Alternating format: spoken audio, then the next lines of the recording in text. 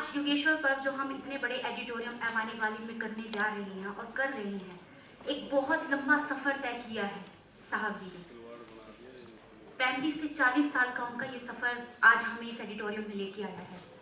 और इस सफर में हमने जब भी देखा है उनके साथियों के तौर पर 2 लोगों को, हालांकि ये फहरिस्त बहुत लंबी होगी, लेकिन मैंने जब से देखा है 2 लोगों को हमेशा उनके साथ पाया है, देसराज सफर जी और प्यारेलाल अंजान जी। और आज प्यारेलाल अंजान जी हमारे बीच में हैं, तो मैं उनसे रिक्वेस्ट करूंगी कि सर मंच पर आएं और अपने विचार करें। प्यारेलाल अंजान जी।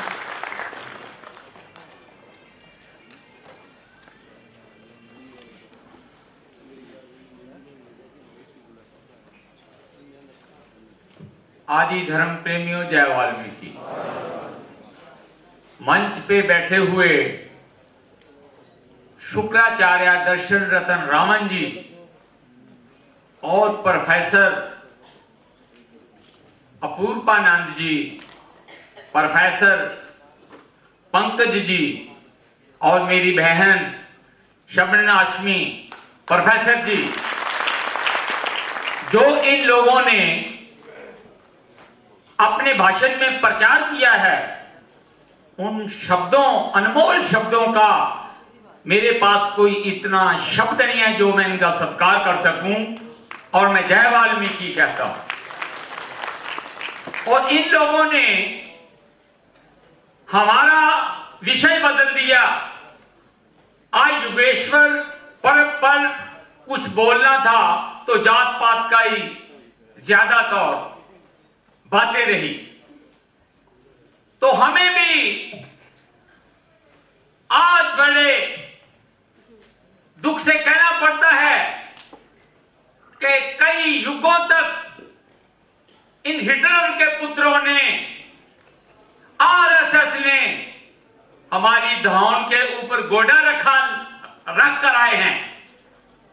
और मेरी वीर ने कहा है, प्रोफेसर जी ने, राष्ट्र के नाम पर, अगर हिंदू गंगा होती तो हमें पानी ना पीने देते।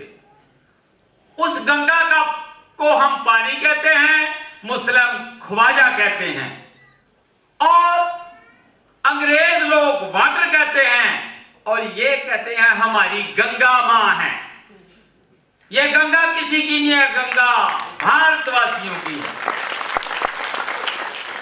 अगर सूरज हिंदू होता तो भाइयों, जितने इस देश में लोग बस रहे हैं, ये धूप ना लेने देते आरएसएस वाले।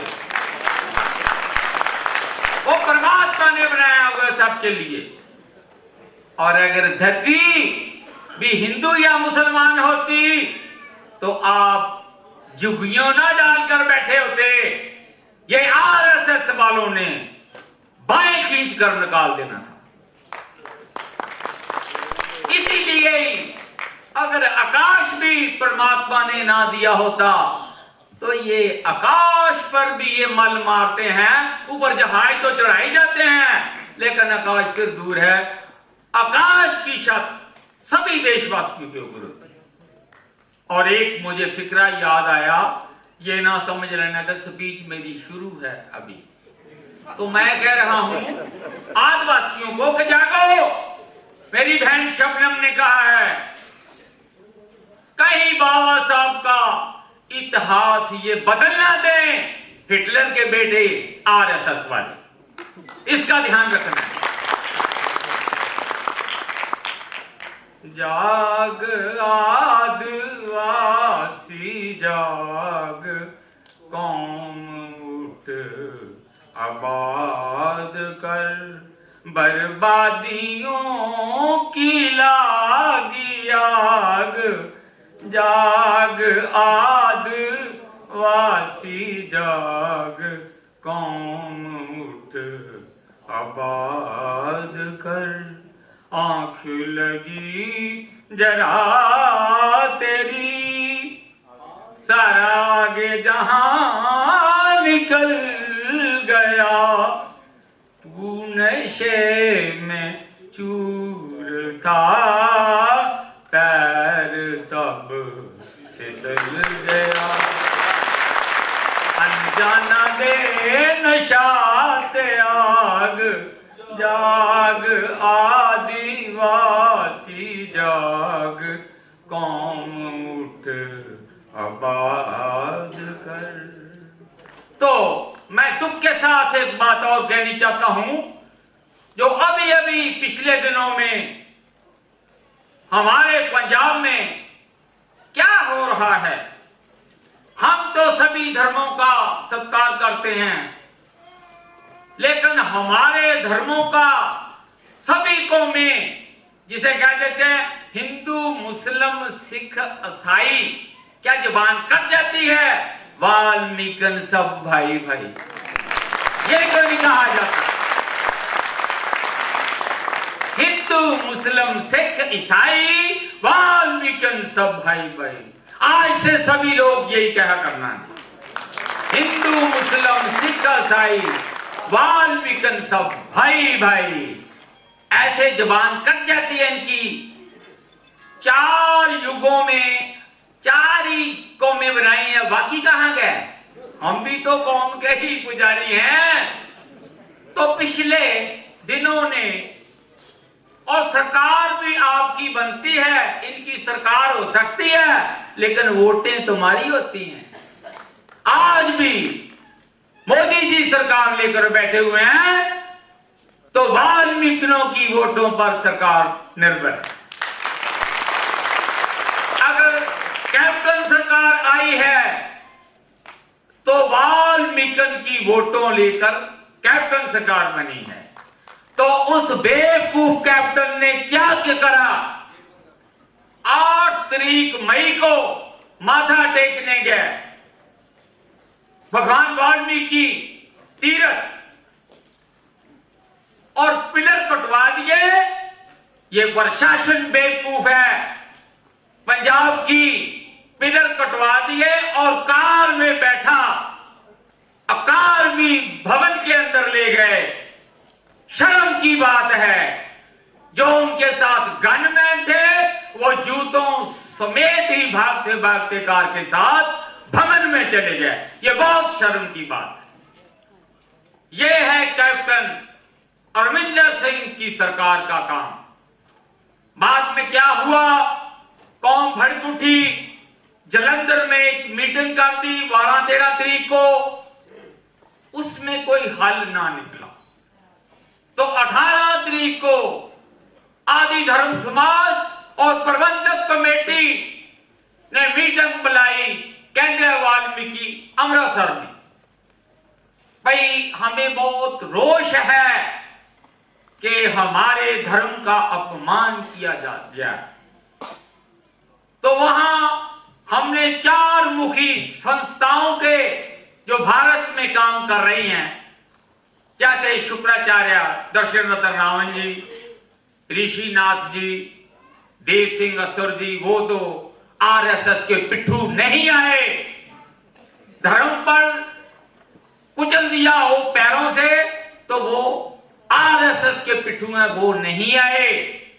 तो ऋषिपाल जी आए, वो चंद्रपाल अनार्या जी भी आए, प्रकटनाथ जी भी आए।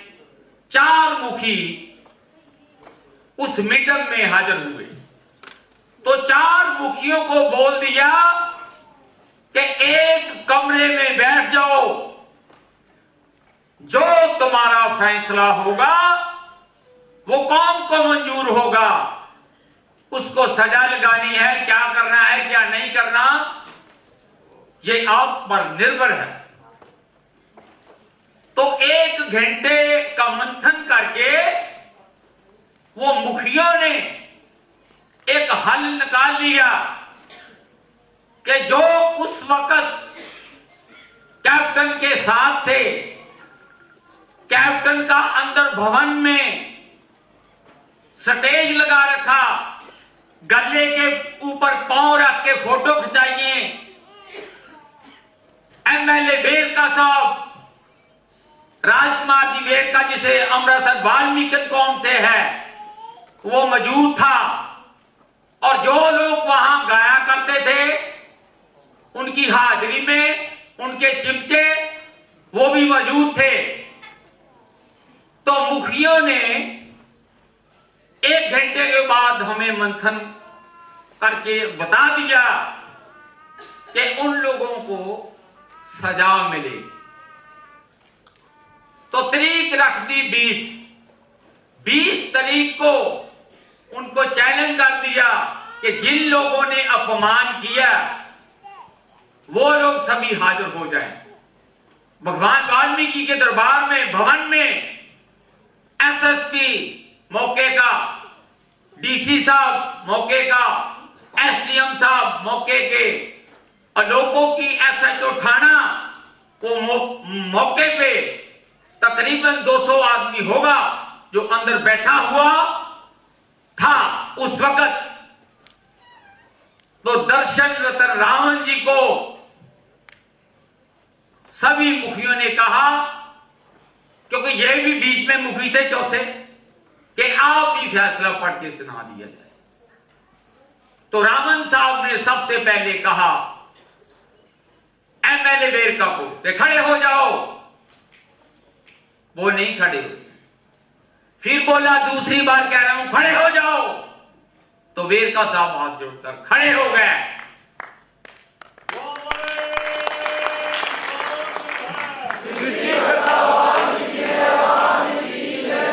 तो बाकी को बोला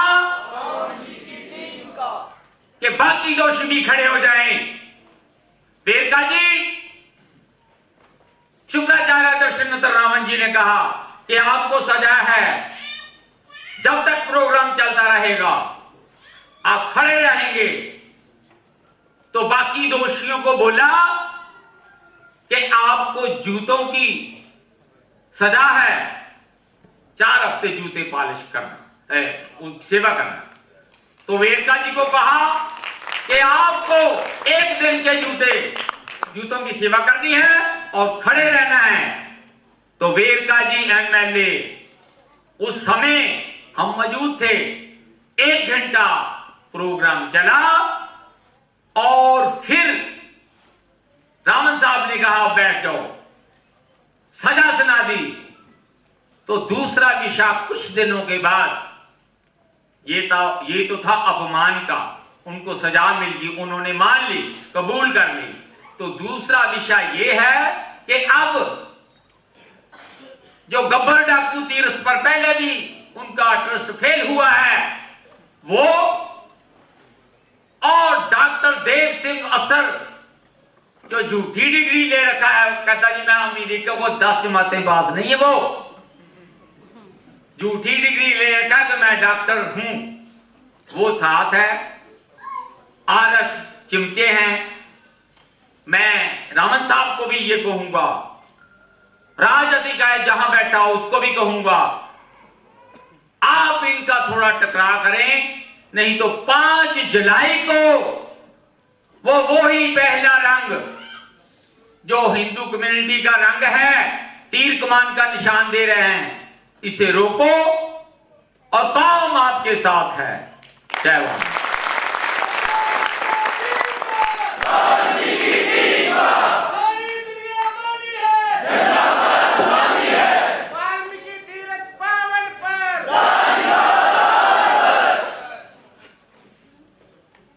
अनजान जी के क्रांतिकारी विचार हमेशा ही हमें सोते से जगा देते हैं, और आज भी यही हुआ है। ये एक नई चेतना का संचार जैसे अचानक ही हो गया है, ऐसा प्रतीत हो रहा है।